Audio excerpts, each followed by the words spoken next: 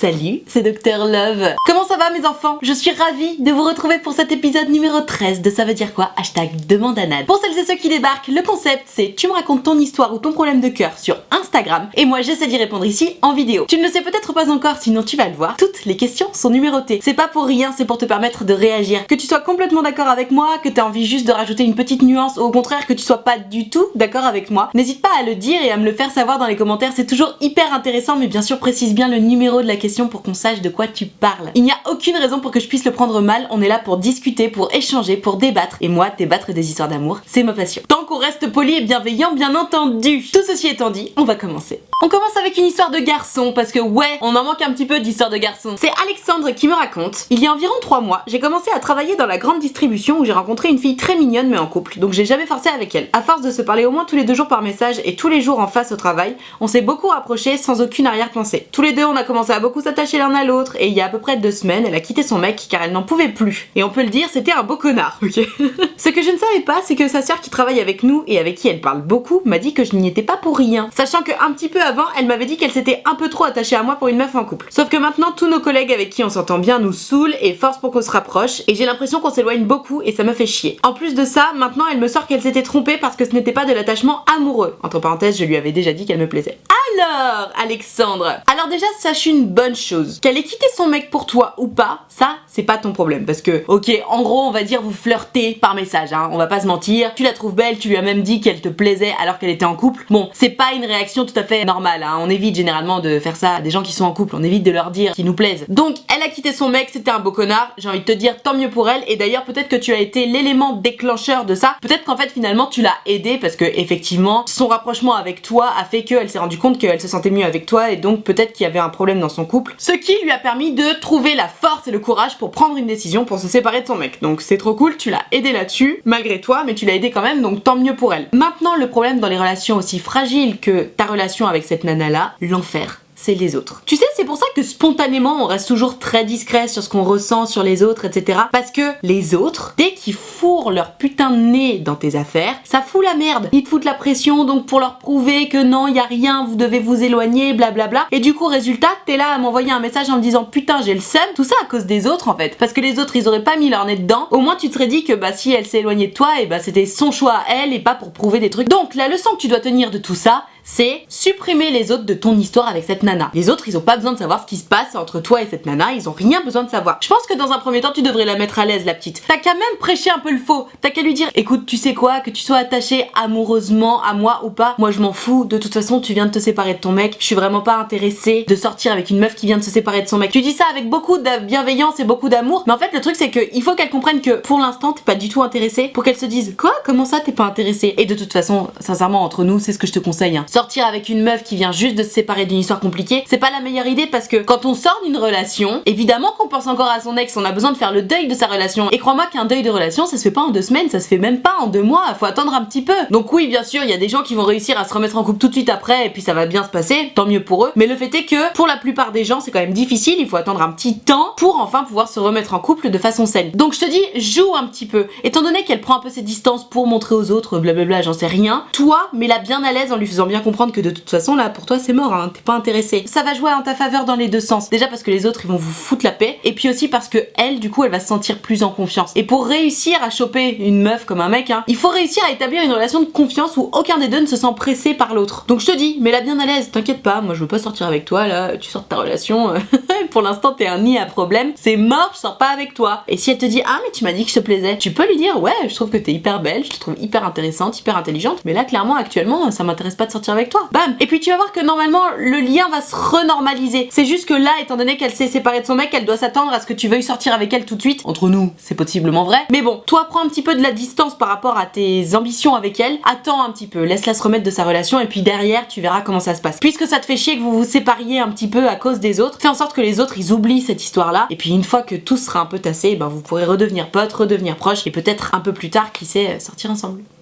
On reste sur des histoires de boulot avec Sarah qui me raconte qu'elle a 24 ans et qu'elle a commencé un peu à flirter avec un mec de 33 ans à son boulot. Évidemment, ils ont fini par s'embrasser et puis à partir du moment où ils se sont embrassés, bah lui, il a voulu un peu mettre des distances jusqu'à ce qu'ils refassent une soirée au pub où là ils ont un peu discuté, mais depuis il est distant. Et elle me dit, à mon avis, il ne veut rien car pour moi c'est un homme qui a extrêmement confiance en lui et je l'imagine pas avoir peur de me parler. Mais parfois il a des moments de jalousie quand j'ai partagé des moments de complicité avec d'autres collègues. En tout cas, j'espère que tu verras ce message, je te fais des gros bisous et je te souhaite bonne continuation pour la suite. Sarah, vous avez quand même 9 ans d'écart avec ce mec. Alors il y a des gens que ça dérange pas du tout, d'autres que ça dérange. Bon, manifestement vous deux ça vous dérange pas et c'est une très bonne nouvelle parce que c'est pas non plus choquant, 9 ans d'écart. Peut-être que lui ça le dérange pas dans sa vie de tous les jours. De toute façon tu me dis dans ton message que vous êtes très complices, que vous avez tendance à passer beaucoup de temps ensemble, à déjeuner ensemble tout le temps, etc. Bon, manifestement lui, pour lui tout seul ça le dérange pas. Peut-être que niveau boulot il a du mal à assumer devant tout le monde déjà qu'il a pécho une personne du boulot et qui en plus a 9 ans de moins que lui. C'est pas évident. C'est plus facile à assumer dans l'autre sens de ton côté. Parce que t'es forcément, t'as 33 ans, tu pécho une petite meuf de 24 ans, ça fait un peu le vieux dégueulasse, tu vois. Alors que toi tu passes plus pour la meuf qui aime les hommes plus matures. C'est plus facile à ta place qu'à la sienne pour l'instant. Donc même s'il a bien confiance en lui, ce mec, même s'il te fait l'effet d'un homme qui assume tout, etc.,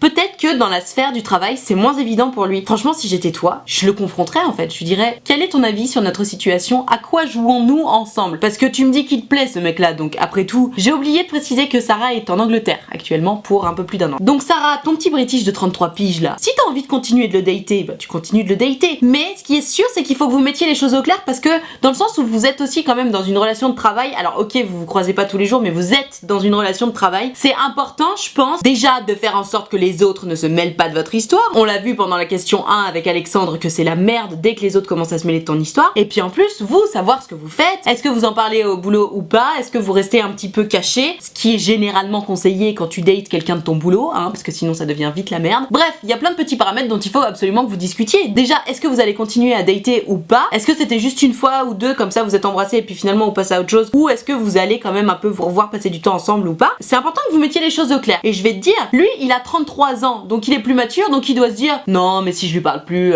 elle va s'en foutre et puis elle va passer à autre chose. Non non non, toi t'es pas cette meuf là. Tu vas le confronter le coco, ça veut dire quoi? Il t'embrasse et puis après pas d'explication? Non non non, nous on veut savoir ce qui se passe. Donc quand tu vas vraiment avoir besoin de lui parler, tu vas aller le voir et tu vas lui dire on mange ensemble? Et là il va te faire une tête un peu bizarre, genre ça fait longtemps qu'on n'a pas mangé ensemble. Et toi t'as qu'à trop assumer en mode bah quoi, ça va, on a déjà mangé ensemble 1 milliard de fois, c'est pas une fois de plus qui va te faire bizarre, non? Et hop, vous allez manger ensemble et puis lorsque vous mangez ensemble, il faut absolument que t'amènes le sujet en fait. Tu le confrontes, tu lui montres que t'as du caractère, que t'es là et que tu te laisses pas porter par le flot de ses envies à lui. Non non, tu veux savoir ce qui se passe, tu veux savoir ce qu'il attend parce que toi clairement tu sais ce que t'attends. J'imagine que t'as encore envie de le dater, t'as envie qu'il se passe quelque chose entre vous et il est hors de question que t'attendes dans le vide en fait. Il est hors de question que t'attendes que Sa Majesté daigne te redonner un signe positif pour pouvoir de nouveau aller vers lui. Non, d'autant plus que même si vous datez plus, j'ai l'impression quand même que c'était quelqu'un de sympa avec qui t'aimais passer du temps quand même. Donc le problème dans votre situation à tous les deux, c'est que si vous ne parlez pas, ça va faire plein de non-dits et vous allez arrêter d'être potes. Alors que si vous parlez, soit vous restez potes et bon bah voilà, vous serez embrassés une fois et puis ça reviendra sans doute la prochaine fois que vous serez bourrés. Mais bon, vous serez potes, en tout cas on saura que vous voulez pas vous mettre en couple. Soit vous continuez de dater et puis là bah vous savez un petit peu mieux ce à quoi vous attendre entre vous. Mais au moins le fait de parler, d'aplanir les choses, ça empêche les non-dits, ça empêche les frustrations et ça vous permet de rester soit pote, soit amant ou j'en sais rien. Donc confronte-le, ce petit gars là. Il a beau avoir 10 ans de plus que toi, t'as le droit d'avoir du caractère. Donc vas-y ma belle, impose-toi. J'ai 27 ans et mon chéri en a 26. Nous avons chacun un appart et chacun un taf. Nous sommes ensemble depuis plus de 6 mois mais officiellement depuis moins longtemps. La semaine dernière, je lui ai donné les clés de mon appart car je me sentais prête et que j'ai des sentiments pour lui dont je suis sûre. Lui me dit que c'est la première fois qu'il est vraiment amoureux et que c'est nouveau pour lui ces sentiments mais que ça fait du bien. Il me dit être heureux d'avoir mes clés et que ça le touche, mais d'un autre côté il me dit qu'il a peur de tout perdre en se précipitant et que c'est tellement beau entre nous que ça lui fait peur parce que du coup il veut garder ce qu'il a entre nous. Il a déjà voulu me donner la clé de son appartement mais il a peur. Est-ce que ça veut dire qu'il n'est pas encore prêt, qu'il n'est pas sûr de ses sentiments pour moi, qu'il ne m'aime pas autant que ça? Merci pour ton aide, j'ai beau avoir 27 ans, je me rends compte que je suis encore très gamine pour certaines choses. Eve, t'es pas gamine, t'as peur de souffrir en amour, c'est normal, t'inquiète pas. Y a pas de limite d'âge pour avoir peur de souffrir en amour malheureusement. Donc non, t'es pas du tout gamine et c'est normal de se poser toutes ces questions, je te rassure. Donc tu es en couple depuis 6 mois, tu as 27 ans, donc tu commences à être assez mature.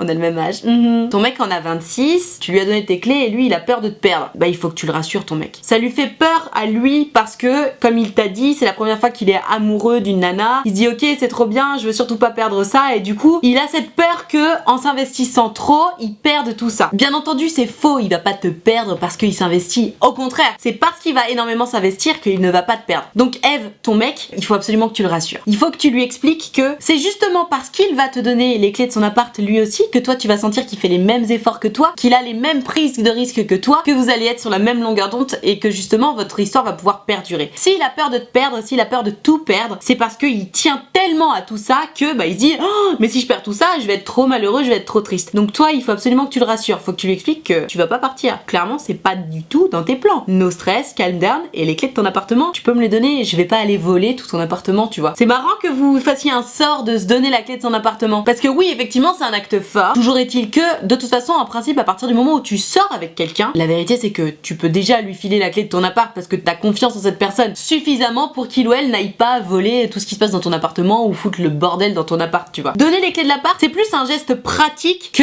un engagement de fou. Alors forcément, si toi tu l'as jamais fait, si vous en faites un sort dans votre couple, et ben trop cool. Si vous avez l'impression de passer un step en vous filant la clé, je trouve ça trop chou, tu vois. Mais en vrai, puisque ça vous fait aussi peur, puisque ça lui fait aussi peur à lui, peut-être qu'il faut dégraisser un petit peu cet événement-là. C'est juste une clé, hein. Ça permet juste d'être plus pratique pour quand vous vous retrouvez et pour si jamais vous donnez rendez-vous chez toi ou chez lui, et ben que celui ou celle qui arrive en premier ait déjà la clé pour pouvoir rentrer. Il y a vraiment pas de stress à avoir autour de ça. Donc tu me demandes si est-ce que ça veut dire que lui est pas prêt à s'engager. Au contraire, je pense que lui est très amoureux de toi et que justement ça lui fait peur parce qu'il a jamais ressenti ça. Et non, c'est pas parce qu'il a jamais ressenti ça que ça lui fait peur. C'est parce qu'il a peur de tout perdre que ça lui fait peur. Il a peur de souffrir en fait. Donc rassure-le ton mec. Dis-lui bien que justement si vous vous donnez les clés, si vous passez ce step là, c'est un très bon signe pour vous, pour votre histoire et pour votre couple. Il faut que tu l'apaises. Il a peur. Il a peur de te perdre, il a peur de souffrir. Donc calme-le et tu vas voir, les choses vont rentrer dans l'ordre. T'as 27 ans, il a 26 ans. Les mecs ont tendance à être un petit peu moins matures sur les histoires d'amour. Prends-le sous ton aile, montre-lui qu'il peut avoir confiance et puis après vous allez vous équilibrer l'un l'autre. Mais t'inquiète pas, hein. C'est pas parce qu'il t'a pas encore donné la clé de son appart que c'est grave. Ça me fait penser au ça veut dire quoi précédent où il y avait une jeune fille qui me disait que elle était trop love de son mec et que son mec lui avait déjà dit qu'il l'aimait et puis elle osait pas lui dire parce qu'elle avait peur que ça casse tout. C'est complètement l'inverse. C'est la question 6 du ça veut dire quoi numéro 12 si jamais tu veux aller la voir aussi parce que c'est vraiment similaire. Donc calm down, vous vous rassurez l'un l'autre et tout va très bien se passer. T'inquiète pas. Bon alors les meufs, accrochez-vous parce que ça va pas vous plaire comme message. C'est Clément qui me raconte: je suis en couple depuis un peu plus de 6 mois, mais je ne suis pas amoureux. Pour moi, l'amour des films n'existe pas. Je considère que c'est un sentiment éphémère et non unidirectionnel. Alors je sais pas ce que ça veut dire. Un fou rire c'est de l'amour, un câlin c'est de l'amour, etc. En accord avec cette vision, je ne peux pas dire à ma copine que je suis amoureux d'elle. Je peux simplement lui dire que je passe des moments d'amour avec elle. Le problème c'est qu'elle est follement amoureuse et ça me fait peur. Je sais que je ne resterai pas avec elle toute ma vie. D'autant plus que la routine commence à s'installer et que j'ai de moins en moins envie d'elle. Pour lui faire le moins de mal possible, est-ce que tu penses que je devrais la quitter tout de suite ou lui faire comprendre petit à petit? Clément.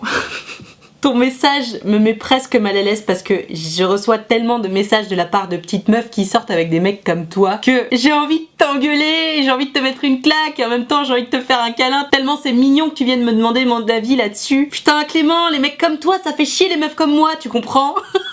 Merde! Ça va être compliqué pour moi de te répondre parce que je ne suis pas du tout d'accord avec toi. À mon sens, l'amour comme dans les films, ça existe. Il suffit simplement de trouver la personne avec qui on est compatible. Là, de toute évidence, de ce que tu me racontes, tu n'es pas du tout avec une meuf qui est compatible à toi. Et elle, je t'assure qu'elle est pas du tout avec un mec compatible à elle puisque c'est sûr, elle doit en souffrir. Ça fait plus de 6 mois que vous êtes ensemble, elle est folle amoureuse de toi, toi tu lui dis pas que t'es amoureux d'elle, c'est sûr qu'elle souffre. C'est typiquement le genre de nana qui va m'envoyer un message en me disant: ça fait 6 mois que je suis amoureuse de lui, il m'a jamais dit qu'il était amoureux de moi, qu'est-ce que t'en penses? Et c'est le genre de nana à qui je vais dire: il est pas fait pour toi, casse-toi, tu vas souffrir. Et ça tombe bien parce que toi de l'autre côté, ben t'es d'accord avec ça. Clément, que tu crois en l'amour comme dans les films ou pas, ce qui est sûr c'est que tu n'es pas fou de la meuf avec qui tu sors. Tu me parles de routine, tu me dis que t'as plus trop envie d'elle, tu me dis que t'as pas envie de lui dire que t'es amoureux d'elle. Tous les profils de lover existent dans le monde entier, il y a les gros bisounours, il y a les gens mystérieux, les gens détachés, blablabla. Ce que je peux te dire, c'est que lorsque tu te retrouves en face de quelqu'un qui te fait vibrer, ok si t'as pas envie de lui dire je t'aime, tu lui dis pas, c'est une question de vocabulaire, de ce que tu veux, de vision de la vie, mais je te promets que si t'étais en face d'une meuf qui te fait vibrer, t'aurais envie d'elle tous les jours. Et puis tu penserais pas une seule seconde à te barrer en fait. T'aurais plutôt peur qu'elle se barre. C'est la nature humaine, quand on est face à quelqu'un qui nous fait vibrer, on a peur qu'il ou elle se barre. On n'est pas en train de se dire tiens, est-ce que je devrais la quitter tout de suite ou est-ce que je devrais attendre un petit peu? Non, là Clément, abrège les souffrances de cette fille. Elle est folle amoureuse de toi et toi t'es là, tu restes avec elle. Bah un peu par confort finalement, j'imagine. Bon, elle te fait des petits câlins, c'est bien, vous avez des moments d'amour ensemble comme tu dis. Je suis désolée mais j'essaie de m'imaginer ce que je dirais à ta meuf si elle venait me raconter votre histoire. Je lui dirais ton mec il se fout de ta gueule et il reste avec toi par confort, quitte-le. Donc Clément, de l'autre côté, c'est un petit peu difficile pour moi de rester douce et bienveillante avec toi parce que côté bisounours, ton profil, ça fait tellement souffrir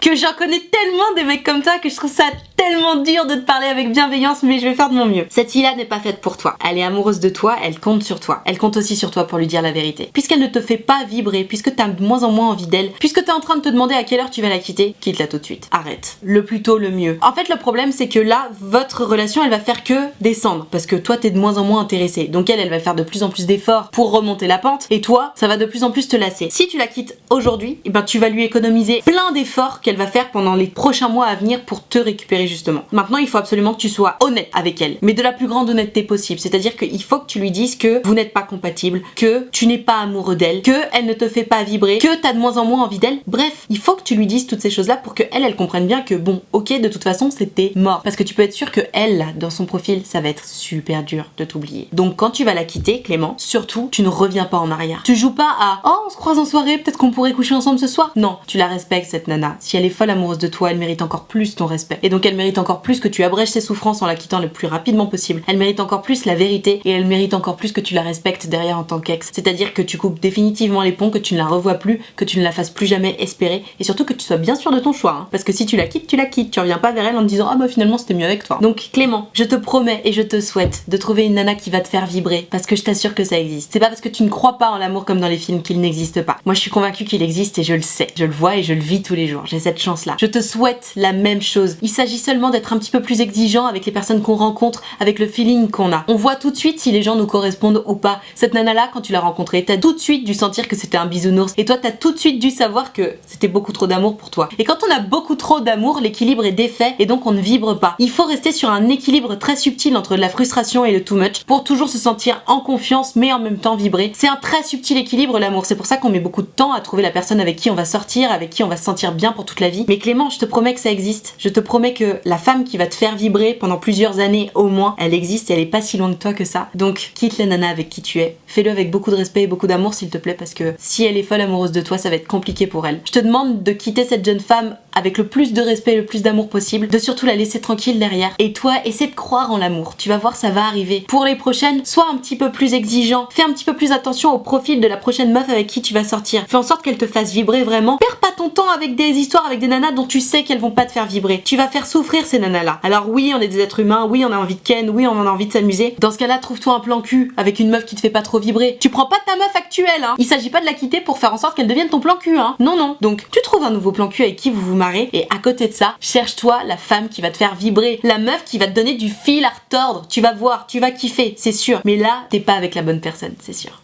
Une histoire bien croustillante comme on les aime. C'est Manon qui me raconte que je sortais avec un garçon depuis 2-3 jours et il est allé à une soirée chez un pote à laquelle je ne pouvais pas aller. Là-bas, une fille lui a dit qu'il lui plaisait et étant bourré, c'est son argument, ils ont dormi ensemble. Ça commence bien. Le lendemain, mon mec m'en a parlé, il me dit que c'est fini entre lui et moi mais qu'on reste amis. Quelques heures après, il m'envoie un message qui me dit que cette fille avec qui il sort désormais ne veut pas qu'il me parle pour je ne sais quelle raison. Mon ex me dit qu'il reviendra lorsque la fille lui dira que c'est bon. J'aimerais savoir si je devrais encore espérer quelque chose de ce mec. Entre parenthèses, que j'apprécie depuis 2 ans et demi quand même. Je ne fais que pleurer depuis ça, donne-moi ton avis s'il te plaît, gros bisous et bon courage pour la vidéo. Manon, respecte-toi, ce mec est un connard. La définition exacte du connard. C'est-à-dire que vous sortez ensemble depuis 2-3 jours, donc c'est quand même vraiment le début, vous êtes censé être vraiment content de sortir ensemble, et la première soirée à laquelle il va tout seul et où tu peux pas aller, la première meuf qui lui dit « Coucou, tu me plais », non seulement il dort avec, mais en plus il te trompe avec, il te quitte pour elle, et il te parle plus derrière. Il s'en bat les couilles de toi. Tu me demandes mon avis, je suis désolée, il est un petit peu tranché et sincère, mais tu passes au suivant.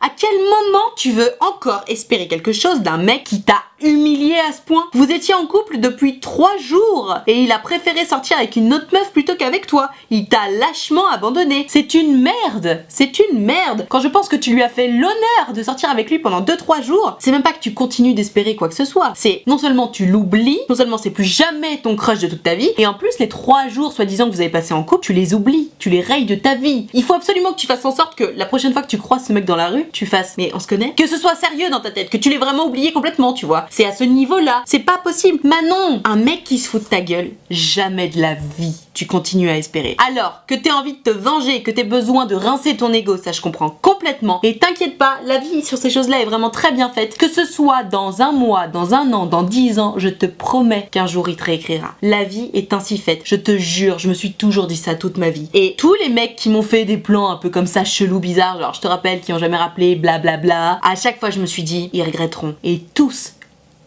sans aucune exception, ils sont revenus. Il y en a qui sont revenus 5 ans plus tard, j'avais oublié leur prénom pour te dire, mais ils reviennent toujours. Donc Manon, respecte-toi, ce mec-là, tu l'oublies à tout jamais. Je te promets que t'arrêtes de pleurer pour lui. Vraiment, parce qu'il n'y a pas de quoi pleurer. Célèbre cette rupture, au contraire, tu t'es évité de sortir avec un connard fini. Voilà, tu l'as refilé à une autre meuf.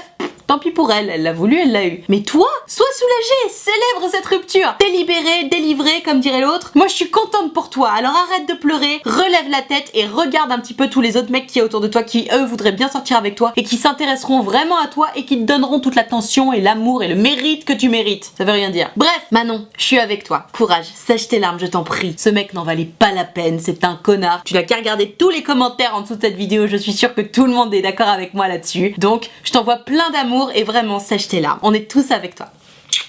Une dernière histoire compliquée décidément. Gaëlle qui me raconte que au mois de juillet elle est partie aux États-Unis. Juste avant elle avait commencé à sortir un peu avec son coloc. Enfin elle sortait pas avec lui, ils étaient plus en cul. Sauf que au mois d'octobre elle a couché avec un autre gars. Elle lui a dit, il l'a mal pris. Je continue de lire. Je me suis sentie si mal que je me suis promis de ne plus rien faire avant mon retour temporaire en France. Mois de décembre, je rentre en France, on se retrouve, c'est génial, gna gna gna. Toujours pas en couple, la distance oblige. Je repars aux États-Unis et au mois de janvier, il rencontre une meuf, il me demande s'il peut coucher avec. Je dis oui, ce serait gonflé de ma part de dire non. Mais il m'annonce un mois après qu'il s'est mis en couple avec. Alors que moi, comme une meuf naïve et conne, j'ai attendu, j'ai refusé des dates. Je me sens trahie, déçue et triste. Je lui ai dit que je ne voulais plus lui parler, que je voulais le virer de ma vie pour faire ma rupture. Mais le gros souci, c'est que dans un mois, il est censé venir me rendre visite à New York pour 2 mois. Il a pris ses billets, etc. Du coup, je suis perdue. Que faire? Le laisser venir et penser à lui jusque sa venue et potentiellement souffrir quand il sera là? Ou lui dire de ne pas venir et souffrir aussi car malgré tout, je tiens à lui? Ce voyage, je l'ai tant attendu, mais pour pouvoir faire le deuil de cette relation, help. Ah bah non, elle s'appelle Louane, n'importe quoi. Louane, t'es dans une belle merde. T'es amoureuse de ce mec, je pense qu'il est amoureux de toi aussi parce que sinon il viendrait pas te voir pendant 2 mois. Et crois-moi bien que quand il sera aux États-Unis avec toi pendant 2 mois, sa copine en France, elle va passer à l'as. Hein. Moi j'aimerais surtout pas être à la place de sa copine actuelle parce que je vais te dire un truc, hein. Mon mec avec qui je suis depuis quelques mois, il me dit bon bah je pars de moi chez mon ex, bisous. Juste jamais de la vie je laisse partir. Ou alors on se sépare avant. Mais ce n'est pas possible, tu comprends? Parce que c'est évident qu'en restant 2 mois chez toi, vous allez craquer à peu près au bout de 72 heures, puis vous allez sortir ensemble pendant 2 mois. Que faire? Ma chère Louane, c'est à toi de voir. Est-ce que t'as envie de te remettre avec lui entre guillemets pendant 2 mois ou pas? Quand est-ce que tu rentres, toi, après cette histoire-là? Ce qui est sûr, c'est qu'il faut que vous en discutiez vraiment à cœur ouvert, de façon très officielle entre vous. Est-ce que c'est sérieux avec sa meuf? Qu'est-ce qui va se passer quand vous serez là aux États-Unis? Qu'est-ce qui va se passer ensuite? Quand est-ce que tu rentres, etc. Mais ce qui est sûr, c'est que s'il vient, ça va être comme si vous sortiez ensemble. Hein. C'est une évidence. Il vient pendant 2 mois. Mais attends, mais évidemment qu'il va se passer des trucs. Vous allez habiter ensemble pendant 2 mois à l'autre bout du monde. Mais sa copine, elle va voler en morceaux, tu vois. Non, t'as pas la pire place, en fait, en réalité. Alors, je comprends que t'aies eu le seum de devoir attendre, blablabla, d'avoir dit non à certains dates. Mais en vrai, je pense que c'est plutôt toi qui t'es trompé. C'est trop mignon d'après avoir couché avec un mec, peut-être dit, ah ben cette fois-ci, je ferai plus rien. Tu peux pas promettre à quelqu'un avec qui t'es même pas en couple, qui est à l'autre bout du monde, que tu vas plus coucher avec personne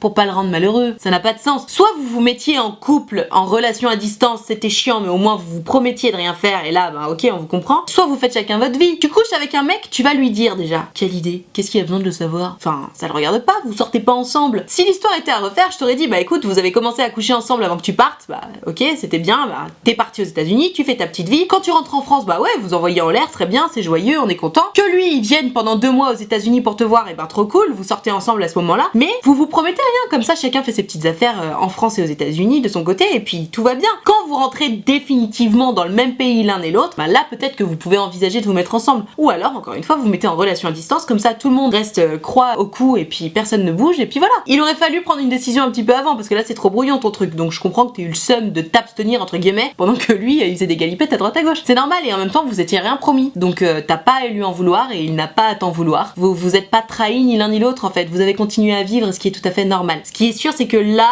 les choses changent un petit peu parce qu'encore une fois tu me dis qu'il va venir te voir pendant 2 mois. 2 mois c'est super long hein. Vous avez le temps de construire un bout de relation quand même en 2 mois, donc peut-être que les choses vont changer à partir du moment où il va venir, peut-être que vous allez vous rendre compte que vraiment vous êtes fait l'un pour l'autre et que à partir de maintenant vous voulez vous abstenir de voir qui que ce soit d'autre pour rester en couple, même à distance, le temps que toi tu rentres, etc.